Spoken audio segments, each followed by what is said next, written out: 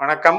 அன்பார்ந்த குரு ஜோதிடம் நேயர்களுக்கு உங்கள் ஜோதிடர் ஜேஎம்எஸ் சந்திரமௌலியின் வணக்கங்களும் வாழ்த்துக்களும். இந்த பதிவில் நம்ம பார்க்க இருக்கிறது சூரியன் சனி கிரக யுத்தம் பிப்ரவரி 20 முதல் மார்ச் 4ஆம் தேதி வரை 14 நாட்களுக்கு ரிஷப லக்னத்திற்கான பலன்களை பார்க்க இருக்கிறோம். இப்போ நமக்கு ரிஷப லக்னத்திற்கு கர்ம சனியாக 10ஆம் இடத்துல சனி போயிட்டு இருக்கார். நான் சொல்றது சூரியன் மாசி மாசம் முழுக்க 30 நாட்கள் கும்பத்துல இருந்தாலும் கூட இந்த 14 நாட்கள்ல மட்டும்தான் ஒரே நட்சத்திரத்துல 2 கிரகம் சேர்வதைத்தான் நம்ம சேர்க்கைன்னு எடுக்கிறதுனால இந்த நாட்கள்ல தான் அதனுடைய தீவிரத்தன்மை அதிகமாக இருக்கும். 2 கிரகத்தினுடைய யுத்தம், 2 கிரகமும் பகை கிரகங்கள், இந்த ரெண்டும் சேர்றதுனால 10ஆம் இடமான தொழில் ஸ்தானத்துல சேர்றதுனால நமக்கு என்ன விதத்துல நாம் அதை அணுகணுங்கிறத பார்க்கலாம். இப்ப நமக்கு 10ஆம் அதிபதி சனி தான். ஆனா சனியினுடைய நட்சத்திரம் எங்க இருக்கு? 3ஆம் இடத்துல கடகராசியில பூசமா இருக்கு, 7ஆம் இடத்துல விருச்சிக ராசியில அனுஷமா இருக்கு, 11ஆம் இடத்துல மீன ராசியில உத்திரட்டாதியா இருக்கு. அப்ப இப்ப 10ஆம் இடத்துல அது இருக்கு, சனி இருக்காரு. அப்படின்னா என்னன்னா, அந்த 10ஆம் இடத்துல கடினமான உழைப்பு, கடினமான நம்முடைய முயற்சிகள், அது சனின்றது அளவு குறைந்த அளவில் ஒரு மாதிரி லோ லெவல் கிரேடில் ரெடி பண்ணுறதுன்னு அர்த்தம்.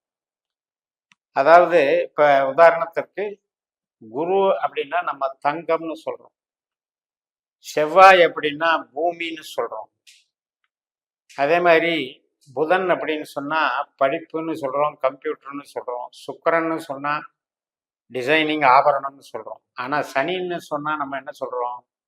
கடைநிலை ஊழியர்னு சொல்கிறோம், அதாவது லோ கிரேட். இப்போ கழிவு பொருட்களை எல்லாம் ப்ராசஸிங் பண்ணுவாங்க பார்த்தீங்களா, வேஸ்ட் வியாபாரம்னு சொல்லுவாங்க, அதுக்கும் சனிக்கும் சம்மந்தம். ஸோ இந்த மாதிரி ஒரு ஆதிக்கம் பெற்ற கிரகம் சனி நமக்கு 10ஆம் இடத்துல வலிமையாக இருந்தாலும் கூட அவர் ராகுனுடைய சாரத்துல இயங்கிட்டு இருக்கார். ஒரு சிலருக்கு தங்களுடைய ஜனன ஜாதகத்துல சனியினுடைய 10ஆம் பாவ தொழில் தொடர்புகள் ஏற்பட்ட ஜாதகங்கள் பெரிய பெரிய இரும்பு சம்பந்தப்பட்ட கனரக தொழிற்சாலைகள் நடத்தி பெரும் புகழும் வாங்குறாங்க. அதையும் மறுப்பதற்கில்லை. அது சனியினுடைய பலம் பலகீனத்தை பொறுத்தது. சனி தொழில் ஸ்தானத்துக்கு சம்பந்தப்பட்டு பலப்பட்டு விட்டால் அது மிகப்பெரிய அதிர்ஷ்டம். அதே நேரத்துல சனி தொழில் ஸ்தானத்துக்கு எதிரடையாக நஷ்டஸ்தானத்துக்கு சாதகமாக நமது ஜாதகத்தில் அமைந்து விட்டால், அதுவும் சனியினுடைய வலிமை தாழ்மையாக இருந்தால் ரொம்ப ரொம்ப கஷ்டம். அப்ப இதுக்கு இப்படி சனி கர்மச்சனி நமக்கு ஒரு வகையில போயிட்டு இருக்கிறதுல இப்ப சூரியன் இணையறாரு, சூரியனுக்கும் சனிக்கும் ஆகாது. அப்ப இந்த 2 பேர் கிளாஷ் ஆகும்போது இன்னும் ஏதாவது பாதிக்குமா, தொழில் ஸ்தானத்துக்கு ஏதாவது பிரச்சனை வருமா அப்படின்னு பார்த்தோம்னா, நம்மளுடைய அமைப்புல அந்த 10ஆம் இடம் என்பது ஸ்தம்பிச்சு போயிடுதுங்கும் போது 9ஆம் இடம் நல்லா வேலை செய்யும்னு அர்த்தம்.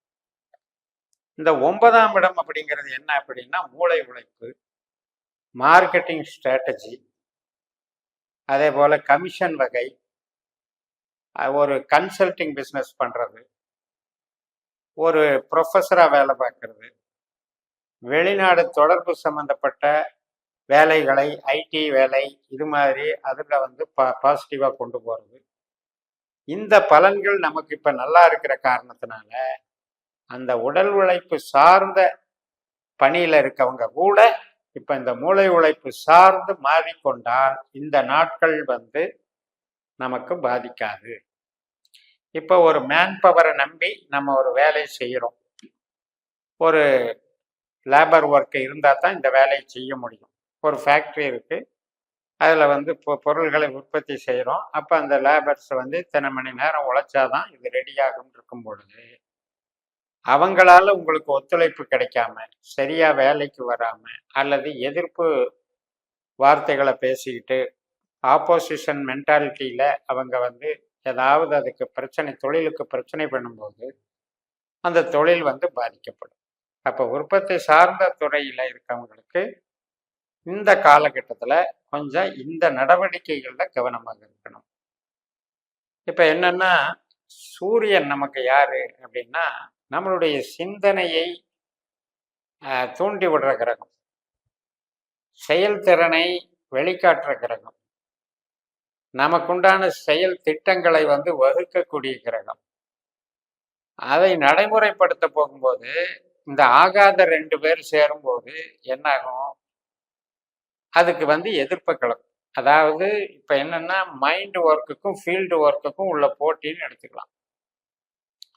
இப்ப நமக்கு ரிஷபத்துக்கு 4ஆம் அதிபதி சூரியன் 10ல் இருக்காரு அப்படின்னா, இந்த 4ஆம் இடம் என்பது நம்முடைய திறமைகள். இப்போ ஒரு பையன் ஸ்டூடெண்ட் இருக்கிறாருன்னா அவருக்கு கல்வியை கொடுக்கறது இந்த 4ஆம் இடம் தான். அவங்களுடைய அம்மாவை, அந்த பையனுடைய அம்மாவை குறிக்கிறது இந்த 4ஆம் இடம் தான். வாகனத்தை குறிக்கிறதும் பூமி இடத்தை குறிக்கிறதும் 4ஆம் இடம் தான். அந்த சூரியனானவர் 10ஆம் இடத்துக்கு போறாரு அப்படின்னா, அந்த 4-10ங்கிறது அந்த இன்ஜினியரிங், தொழில்நுட்பம், அந்த கல்வி சார்ந்த அறிவு, இதுல எல்லாம் ஒரு வித்தியாசமான அணுகுமுறையை கொடுத்து அதுல ஒரு புதுமையை, புரட்சியை உண்டு பண்ணக்கூடிய வேலையை அது செய்யும். அது வித்தை சார்ந்த விஷயம். உற்பத்தி சார்ந்த துறையிலையும் வேலை ஆட்கள் என்று வரும் பொழுது அந்த சனி பகவான் நமக்கு இப்போ அந்த ஒத்துழைப்பு சார்ந்த விஷயத்துக்கு இந்த சூரியனோட இணங்க மறுப்பார்.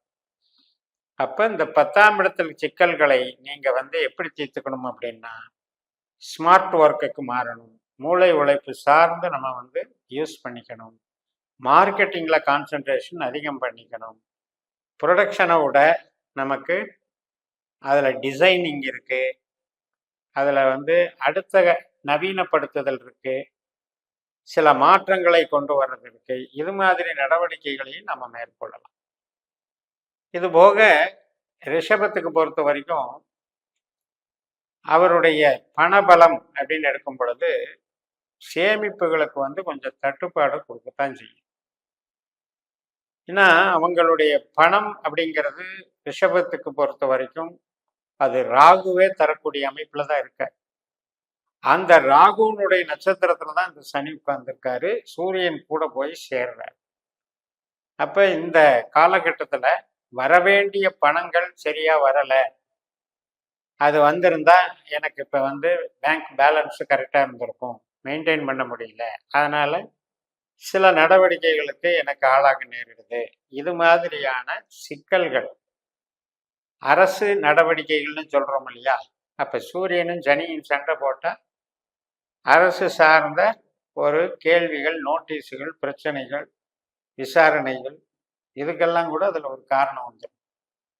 அப்ப நமக்கு என்ன அப்படின்னா, தைரியம் அப்படிங்கிறது கொஞ்சம் குறையும் இந்த காலகட்டத்துல.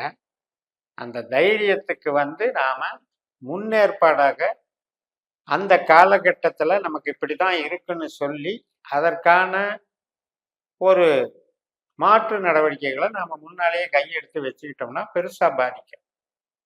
எதுவுமே திடீர்னு வந்தாதான் நம்ம அது ஒரு அதிர்ச்சியா இருக்கும்.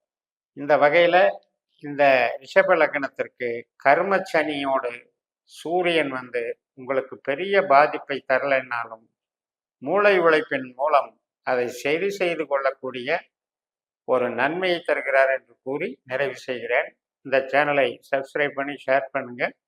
உங்கள் தனிப்பட்ட ஜாதக பலாபலன்களை என்னுடைய வாட்ஸ்அப் நம்பரில் தொடர்பு கொண்டு பலன் பெறுங்கள். உங்களிடமிருந்து விடைபெறுகிறேன். உங்கள் ஜெயம்எஸ். நன்றி, வணக்கம்.